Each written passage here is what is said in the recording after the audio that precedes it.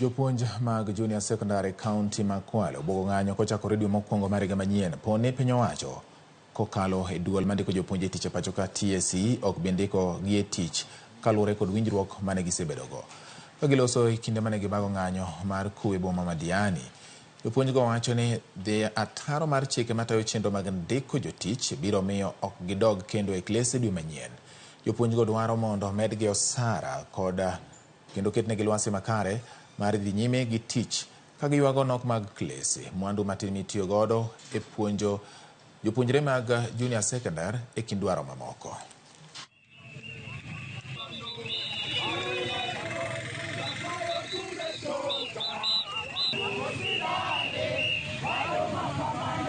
Kenya sasa kila mtu anajua umekuwa mgumu. 17,000 itatusaidia kufanya nini hapa Kenya? Kwa hiyo watu confirm PNP, in fact they should employ us formally because they take us as casuals. We are not casuals, we are professionals. Tumesomea hii kazi, haina haja waendelee kupima. Eti watu we are graduates, yes. So watu confirm PNP tupate mshahara mzuri kama wale watu wengine. Pia kandarasi inatakana ichukue miezi mitatu alafu mfanyikazi anakuwa mfanyikazi wa permanent and pensionable moja kwa moja.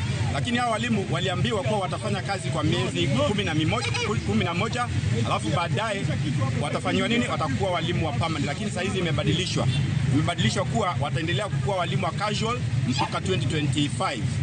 Na hiyo haiwezekani.